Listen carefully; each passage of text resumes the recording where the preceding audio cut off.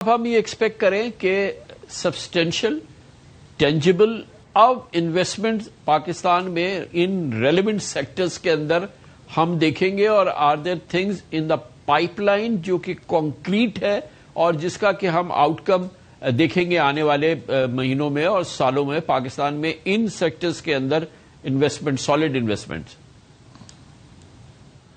خان صاحب اب 2 منٹ دیجئے گا۔ اعلیٰ ترین کام ہوا ہے، میں اس کو وزارت دفاعی پیداوار کو بھی کریڈٹ دوں گا، وزارت ڈیفنس کو بھی کریڈٹ دوں گا اور جی ایچ کیو کو بھی، کہ ایک اتھارٹی بنائی گئی ہے DIPRA, defence industrial production regulatory authority.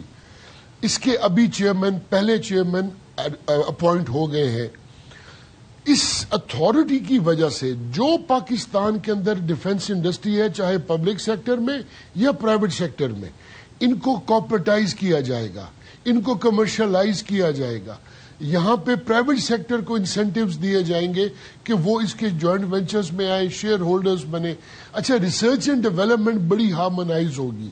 اس کے بعد آپ کی کاسٹ آف پروڈکشنز جو ہے وہ بہت نیچے آئیں گی۔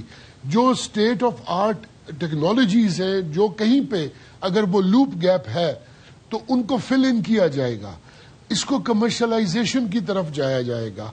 دیکھیے، آپ اس کو ذہن میں رکھیے کہ ترکی کے اندر آپ جس ڈیفنس انڈسٹری کا نام لے رہے ہیں، بے شک وہ اپنی مثال آپ ہے، وہ پرائیویٹ سیکٹر میں ہے۔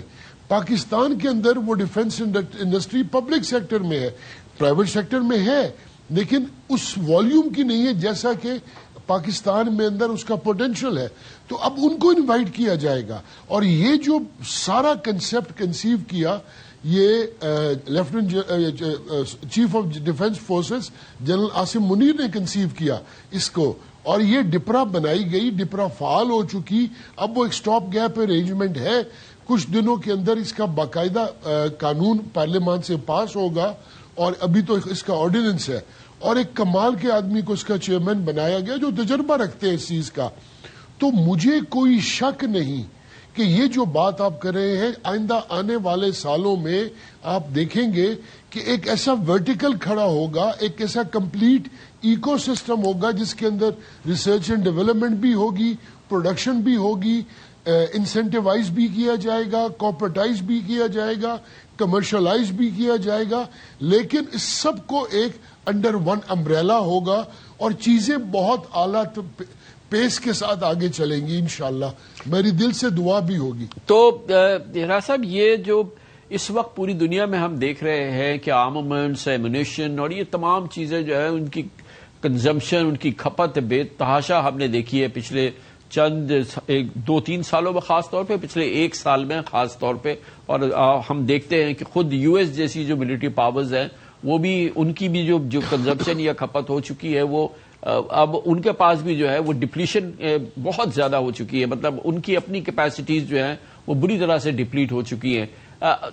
اس وقت بھی پاکستان کی اپنی جو کیپیسٹی ہے، جو اس کی پروڈکشن کیپیبلٹیز ہیں، اور جس انداز سے جو ڈیمانڈ ہے اس وقت پوری دنیا میں، اس کو میچ کرنے، میٹ کرنے کے لیے ہم کیا کر رہے ہیں؟ آئی انڈرسٹینڈ کہ بہت ہی میسو اس وقت ڈیمانڈ ہے، اور اس وقت جو ہے یرننگ ہے کہ یہ پاکستان جو ہے اس کے لیے شاید یہ بہت بڑی گریٹ اپرچونٹی ہے کہ وہ اب اس چیز کو، موقع کو فائدہ اٹھا سکے۔ خان صاحب، اگر آپ اس کو میں سمرائز کروں تو اس کا جو پوٹینشل ہے نا، وہ آپ سوچ بھی نہیں سکتے۔ یہ جو آپ پاکستان کے نیشنل ڈیٹ کی بات کرتے ہیں نا، جس دن یہ انشاءاللہ یہ ہمارا جو یہ ڈریم ہے یہ پایہ تکمیل تک پہنچ گیا جائے گا، پاکستانی ڈیٹ اس کے سامنے کوئی ویلیو نہیں رکھتا۔ یہ پوٹینشل ہے، اور ہماری کمپیٹیٹیونیس ہے پوری دنیا کے لیے in terms of production of ammunition and arms. ہم لوگ بہت بہت زیادہ دنیا سے کمپیٹیٹیو ہے۔ جو امریکن کاسٹ ہے یا یورپین کاسٹ ہے یا کسی اور ملک کی کاسٹ ہے، ہماری کاسٹ اس سے بہت نیچے ہے۔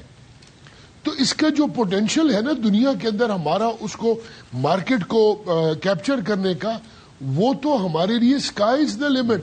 ایک دفعہ یہ انڈسٹری جو پرائیویٹ سیکٹر میں آنا چاہ رہی ہے وہ کھڑی ہو جائے تو آپ دیکھیں گے کہ ہماری ایکسپورٹس کئی بلینز میں چلی جائیں گی، ٹریلینز میں چلی جائیں گی.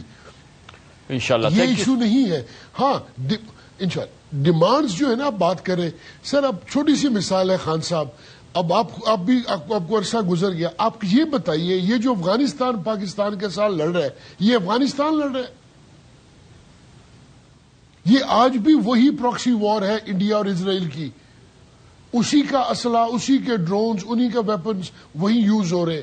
اچھا، اور یہ جو بلوچستان کے اندر فتنہ الخارج ہے، یہ ان کو اسلحہ اور یہ ٹیکنالوجی کون ان کو پرووائڈ کر رہا ہے؟ یہ وہی لوگ ہیں. اب ہم اس حکومت کا، اس آرمی کا، اس ایئر فورس کا، ان کو ایک بہت بڑا کریڈٹ یہ جاتا ہے کہ دنیا کے سامنے انہوں نے پراکسی وار لڑنے والوں کو ایکسپوز کر دیا.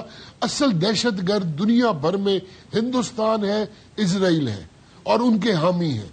یہ دو ممالک جو دنیا کے اندر اپنے آپ کو امن کا ایک پیکر بن کے پورٹرے کرتے تھے اور خدا نہ خواستہ پاکستان کے اوپر کیچڑ اچھالنے کی کوشش کرتے تھے، آج اس فیلڈ مارشل نے، اس ایئر فورس چیف نے، اس پرائم منسٹر نے دنیا کو دکھا دیا کہ سب سے بڑا دہشت گرد دنیا میں ہندوستان ہے، دنیا میں سب سے بڑا ظالم اور بچر اسرائیل ہے. دنیا کے اندر اگر کسی کے پاس عدم برداشت ہے تو وہ ہندوستان اور اسرائیل ہے.